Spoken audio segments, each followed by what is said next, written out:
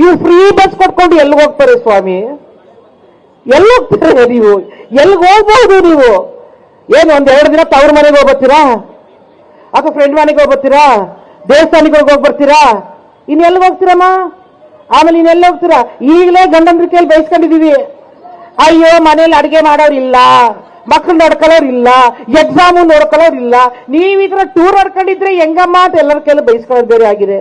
ಮಾವಂದ್ರು ಬೈತಾವ್ರೆ, ಗಂಡಂದ್ರು ಬೈತಾವ್ರೆ, ಮೈದ್ನ ಬೈತಾವ್ರೆ, ಮಗ ನೋಡೋದೇ ಇಲ್ಲ. ಗಂಡಸ್ರನ್ನೆಲ್ಲ ವಿರೋಧ ಕಟ್ಕೊಂಡ್ರಲ್ರಿ ನೀವೆಲ್ಲರೂ.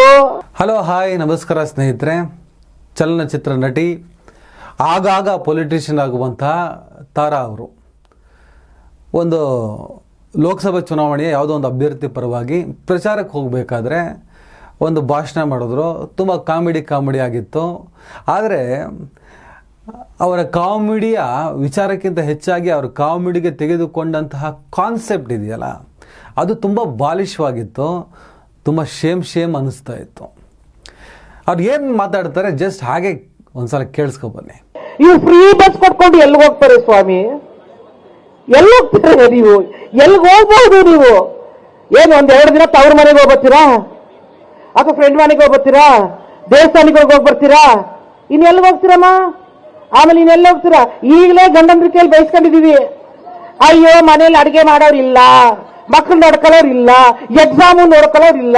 ನೀವ್ ಈ ತರ ಟೂರ್ ಹೊಡ್ಕೊಂಡಿದ್ರೆ ಹೆಂಗಮ್ಮ ಅಂತ ಎಲ್ಲರ ಕೈಲಿ ಬಯಸ್ಕೊಳ್ಳೋದು ಬೇರೆ ಆಗಿದೆ. ಮಾವಂದ್ರು ಬೈತಾವ್ರೆ, ಗಂಡಂದ್ರು ಬೈತಾವ್ರೆ, ಮೈದ್ನ ಬೈತಾವ್ರೆ, ಮಗ ನೋಡೋದೇ ಇಲ್ಲ. ಗಂಡಸ್ರನ್ನೆಲ್ಲ ವಿರೋಧ ಕಟ್ಕೊಂಡ್ರಲ್ರಿ ನೀವೆಲ್ಲರೂ. ತಾರಾ ಅವರು ಕಾಂಗ್ರೆಸ್ ಸರ್ಕಾರದ ಶಕ್ತಿ ಯೋಜನೆಯ ಬಗ್ಗೆ, ಅಂದರೆ ಉಚಿತ ಬಸ್, ಫ್ರೀ ಬಸ್, ಆ ಯೋಜನೆಯ ಬಗ್ಗೆ ಲೇವಡಿ ಮಾಡ್ತಾ ಹೆಣ್ಣು ಮಕ್ಕಳನ್ನೇ ದೂಷಿಸುವಂತಹ ಒಂದು ಪ್ರಯತ್ನವನ್ನು ಮಾಡ್ತಾರೆ. ಹೆಣ್ಣು ಮಕ್ಕಳನ್ನು ವಿಲನೈಸ್ ಮಾಡುವಂತಹ ಪ್ರಯತ್ನವನ್ನು ಮಾಡ್ತಾರೆ. ಫ್ರೀ ಬಸ್ ಬಂದಿದ್ದು ಹೆಣ್ಣು ಮಕ್ಕಳು ತವರು ಮನೆ, ದೇವಸ್ಥಾನ, ಟ್ರಿಪ್ಪು ಅಂತ ಓಡಾಡ್ತಾ ಇದ್ದಾರೆ. ಇದರಿಂದ ಮನೇಲಿ ಬರೀ ಗಲಾಟೆಗಳಾಗ್ತಾ ಇದ್ದಾವೆ. ಮಾವ ಬೈತಿದ್ದಾನೆ, ಗಂಡ ಬೈತಿದ್ದಾನೆ, ಮಕ್ಕಳನ್ನ ನೋಡ್ಕೋತಿಲ್ಲ, ಅಡುಗೆ ಮನೆ ಹೋಗ್ತಾ ಇಲ್ಲ, ಅಡುಗೆ ಮಾಡ್ತಾ ಇಲ್ಲ, ದೊಡ್ಡ ಸಂಸಾರದಲ್ಲಿ ಬಿರುಕುಂಟಾಗಿ ಒದ್ದಾಡ್ತಾ ಇದ್ದಾರೆ. ಏನರಪ್ಪ ಈ ಪರಿಸ್ಥಿತಿ? ಇವರ ಫ್ರೀ ಯೋಜನೆಯಿಂದ ಗಂಡಸರ ಸ್ಥಿತಿ ಅದೋ ಗತಿ ಅನ್ನುವಂತಹ ಸ್ಟೇಟ್ಮೆಂಟನ್ನು, ಅದೇ ಅರ್ಥ ಬರುವಂತಹ ಸ್ಟೇಟ್ಮೆಂಟನ್ನು ತಾರಾ ಅವರು ಕೊಡ್ತಾರೆ. ನಾನು ಮೊನ್ನೆ ಒಂದು ವಿಡಿಯೋ ಮಾಡಿದ್ದೆ. ಕಾಂಗ್ರೆಸ್ ಸರ್ಕಾರದ ಅನೇಕ ಯೋಜನೆಗಳ ಬೆನಿಫಿಟನ್ನು ಪಡ್ಕೊಂಡವರೆಲ್ಲ ಬಿಟ್ಟಿ ಭಾಗ್ಯ ಅಂತ ಹೇಳ್ಬಿಟ್ಟು ಲೇವಡಿ ಮಾಡ್ತಾನೆ ಇರ್ತಾರೆ. ಲೇವಡಿ ಮಾಡ್ತಾ ಆ ಯೋಜನೆಗಳ ಲಾಭವನ್ನು ಭರಪೂರ್ತಿಯಾಗಿ ಪಡ್ಕೋತಾ ಇದ್ದಾರೆ ಅಂತ. ಒಂದು ಗೃಹಲಕ್ಷ್ಮಿ ಅನ್ನೋ ಯೋಜನೆ ಪ್ರತಿ ಹೆಣ್ಣು ಮಕ್ಕಳಿಗೆ 2,000 ರೂಪಾಯಿ ಅವರ ಅಕೌಂಟಿಗೆ ಬಂದು ಬೀಳ್ತಾ ಇದೆ.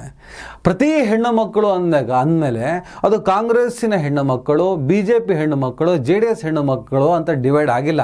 ಎಲ್ಲ ಹೆಣ್ಣು ಮಕ್ಕಳಿಗೂ ಆ ಯೋಜನೆಯ ಪ್ರತಿಫಲ ಸಿಗ್ತಾ ಇದೆ. ಇಲ್ಲಿ BJPಯವ್ರಿಗೂ ಹೋಗ್ತಾ ಇದೆ. ಈ BJPಯ ಹೆಣ್ಣು ಮಕ್ಕಳು ಆಲ್ಮೋಸ್ಟ್ ಪಾಪ ಅವರು ಬೆನಿಫಿಟ್ ಪಡ್ಕೊಳ್ಳುವಂಥ ಬಡವರನ್ನು ಹೊರತುಪಡಿಸಿ ಅಂತ ಹೇಳ್ಬೋದು. ಒಂದಿಷ್ಟು ರಾಜಕಾರಣವನ್ನು ಅದರಲ್ಲಿ ಮಾಡುವ, ವಿರೋಧಿಸಲೇಬೇಕೆಂದು ಹುಟ್ಟುಕೊಂಡಿರುವ ಈ ವರ್ಗಗಳು ಕಾಂಗ್ರೆಸ್ಸಿನ ಯೋಜನೆಯನ್ನು ಧಿಕ್ಕರಿಸೋದಾದರೆ ಆ 2,000 ರೂಪಾಯಿನ ಧಿಕ್ಕರಿಸಿ ನಮಗೆ ಬೇಡ ಅಂತೇಳಿ ಅಪ್ಲೈ ಯಾಕೆ ಮಾಡಿದ್ರಿ?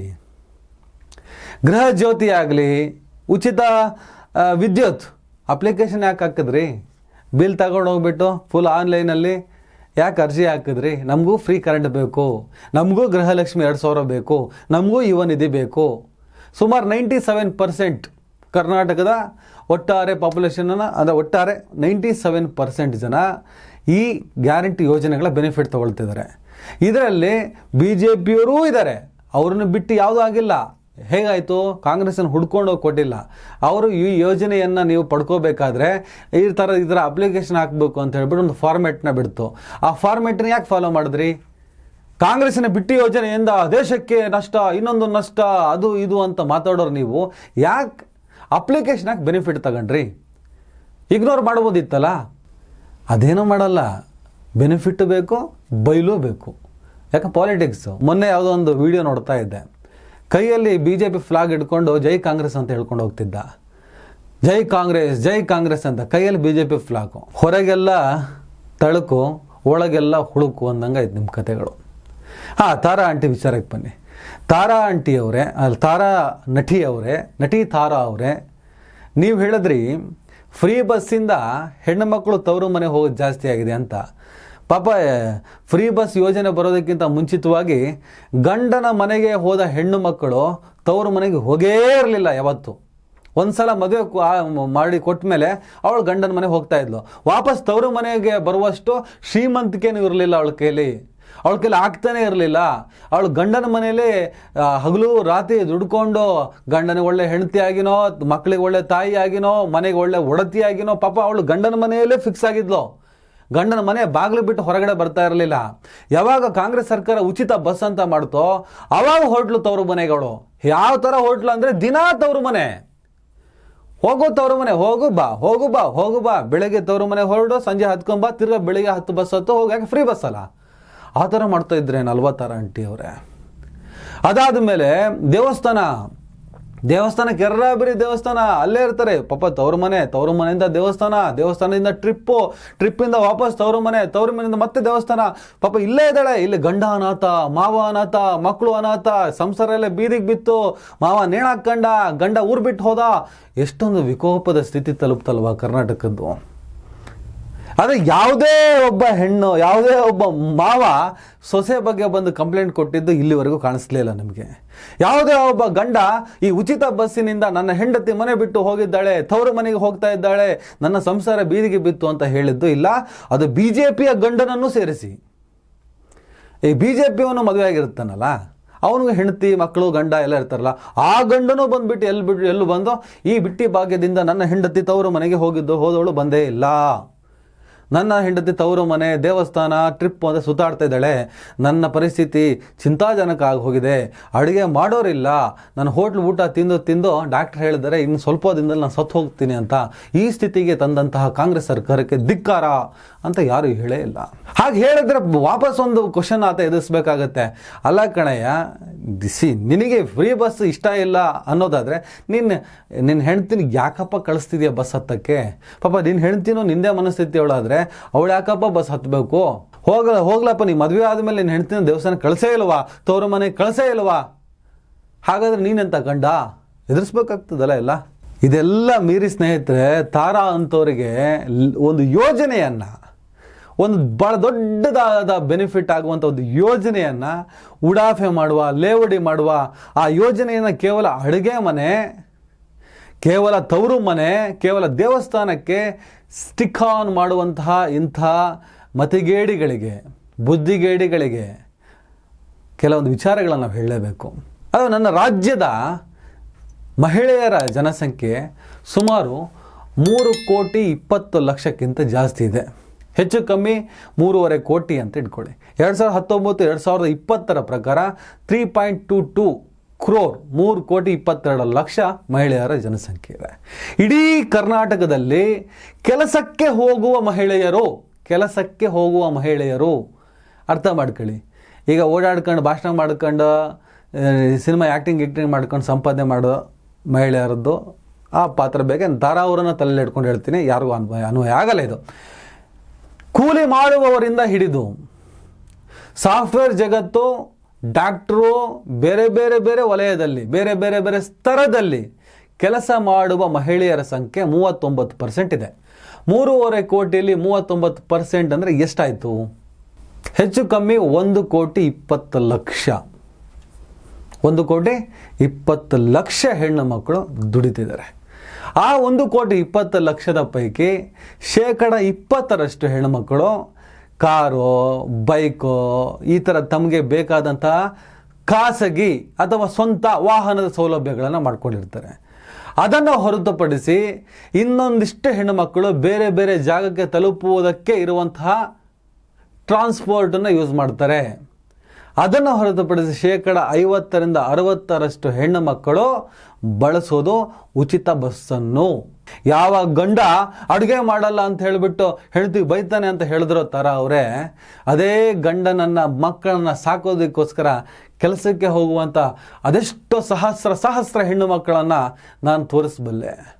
ಅವರಿಗೆ ಆ ಫ್ರೀ ಬಸ್ಸು ಎಷ್ಟು ಬೆನಿಫಿಟ್ ಆಗ್ತಾ ಇದೆ ಅಂದರೆ, ಒಂದು ತಿಂಗಳಿಗೆ ಕನಿಷ್ಠ ಅವರಿಗೆ 3,000 to 5,000 ರೂಪಾಯಿ ಬರೀ ಬಸ್ಸಿನ ಚಾರ್ಜ್ ಉಳಿತಾಯ ಆಗ್ತದೆ. ಕನಿಷ್ಠ 3,000-5,000. ಇನ್ನು ಪಾಸು ಇನ್ನಿತರ ಸೌಲಭ್ಯದಲ್ಲಿ ಪ್ರತಿನಿತ್ಯ ಓಡಾಡೋ ಹೆಣ್ಮಕ್ಳಿದ್ದಾರೆ, ಗಾರ್ಮೆಂಟ್ಸ್ ಇನ್ನಿತರ ವಗೇರೆಗಳಲ್ಲಿ.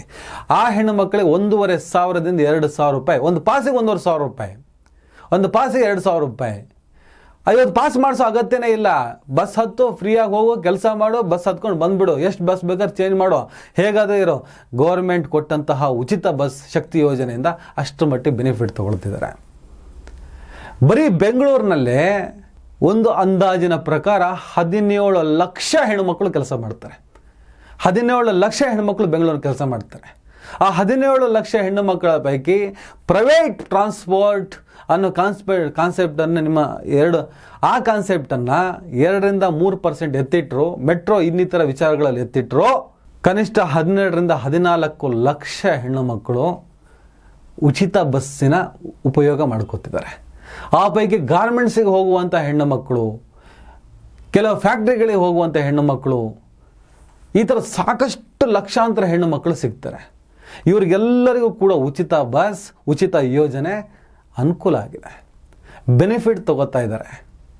ಅದರಿಂದ ಉಳಿಯುವಂಥ 1,500, 2,000, 3,000 ಹಣ ಈ ಕಡೆ ಗೃಹಲಕ್ಷ್ಮಿ, ಉಚಿತ ಬಸ್, ಉಚಿತ ಕರೆಂಟ್, ಎಲ್ಲದರಿಂದ ಕನಿಷ್ಠ ತಿಂಗಳಿಗೆ 5,000 ರೂಪಾಯಿ ಒಂದು ಹೆಣ್ಣು ಮಕ್ಕಳಿಗೆ ಅನುಕೂಲ ಆಗ್ತಿದೆ.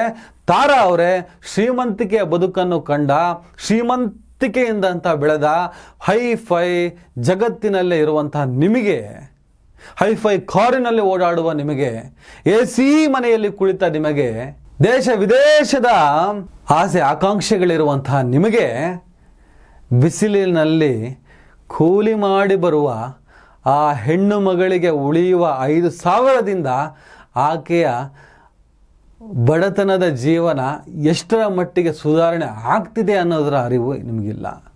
ನೀವು ದೇವಸ್ಥಾನ, ತವರು ಮನೆ, ಅಡುಗೆ ಮನೆ, ಗಂಡ ಹೆಂಡತಿ ಜಗಳ, ಮಾವ ಸೊಸೆ ಜಗಳದಲ್ಲೇ ಈ ಬೆನಿಫಿಟ್ ಇರುವಂಥ ಆ ಬಡವರ ಕಣ್ಣೀರನ್ನು ಮುಗಿಸೋ ಪ್ರಯತ್ನವನ್ನು ಮಾಡ್ತೀರ ನೀವು. ನಮಗೆ ಒಂದು 2,000, 3,000, 5,000 ರೂಪಾಯಿ ಕೆಲವು ಹಂತದಲ್ಲಿ ದೊಡ್ಡದು ಅಲ್ಲ ಅನಿಸ್ಬೋದು. ನೀವು ನೋಡೋರಿಗೂ ಏನು 4-5,000 ಅಂತ ಅನಿಸ್ಬೋದು, ಏನೋ ಗೊತ್ತಿಲ್ಲ. ಆದರೆ ಆ 4-5 ಸಾವಿರದಿಂದ ಒಟ್ಟಾರೆ ತಿಂಗಳ ಬದುಕನ್ನು ಸಾಗಿಸುವ ಆ ಜನರ ಸ್ಥಿತಿಯನ್ನು ನೋಡಿದಾಗ ಮಾತ್ರ ಆ ಯೋಜನೆ ಎಷ್ಟು ಒಂದು ಅರ್ಥಪೂರ್ಣವಾಗಿದೆ ಅಂತ ಅನಿಸುತ್ತೆ. ದೇಶದ ಬಡತನ 60% ಅನ್ನುವ ರಿಪೋರ್ಟನ್ನು ನೋಡಿದ ಮೇಲೂ ಕೂಡ ಕರ್ನಾಟಕ ರಾಜ್ಯದಲ್ಲಿ 20% ಬಡತನ ಇದೆ. ಆ ಬಡತನ ಅಂದರೆ ಯಾವ ಥರ ಬಡತನ? ಒಂದು ಹೊತ್ತು ಊಟಕ್ಕೂ ಸಂಕಷ್ಟ ಇರುವ ಬಡತನ, ಆಗ ತಲುಪುವ ಈ ಅನ್ನಭಾಗ್ಯ, ಆಗ ತಲುಪುವ ಈ ಗೃಹಲಕ್ಷ್ಮಿ, ಆಗ ತಲುಪುವ ಗೃಹ ಜ್ಯೋತಿ, ಈ ಬೆನಿಫಿಟನ್ನು ಲೇವಡಿ ಮಾಡೋದಕ್ಕಾಗೋದಿಲ್ಲ. ಅದರ ಜೊತೆಗೆ ಈ ಗ್ಯಾರಂಟಿ ಯೋಜನೆಗಳಿಂದ ಕೂಲಿಗೆ ಬರ್ತಿದ್ದಂತಹ ಬಡವರು, ಕೂಲಿ ಮಾಡೋದಕ್ಕೆ ಬರ್ತಿದ್ದಂತಹ ಬಡವರು ಶ್ರೀಮಂತ ಊಟವನ್ನು ಮಾಡ್ತಾಯಿದ್ದಾರೆ, ಹೋಟ್ಲಿಂದ ಊಟ ಮಾಡ್ತಿದ್ದಾರೆ. ಅವ್ರು ಕೆಲಸಕ್ಕೆ ಬರ್ತಿಲ್ಲ ಅಂತೇಳಿ ಯಾಕೆ ಬಡವರು ಹೋಟ್ಲಲ್ಲಿ ಊಟ ಮಾಡಬಾರ್ದಾ? ಶ್ರೀಮಂತರ ಮಾಡೋ ಊಟನ ಬಡವರು ಮಾಡಬಾರ್ದಾ? ಯಾವ ಥರದ ಮನಸ್ಥಿತಿಗಳಿವೆಲ್ಲ? ಏನಾಗಿದೆ ಈ ಜನಕ್ಕೆ? ಬಡವನಾಗೆ ಬದುಕಬೇಕು, ಶ್ರೀಮಂತನಾಗೇ ಇರಬೇಕು.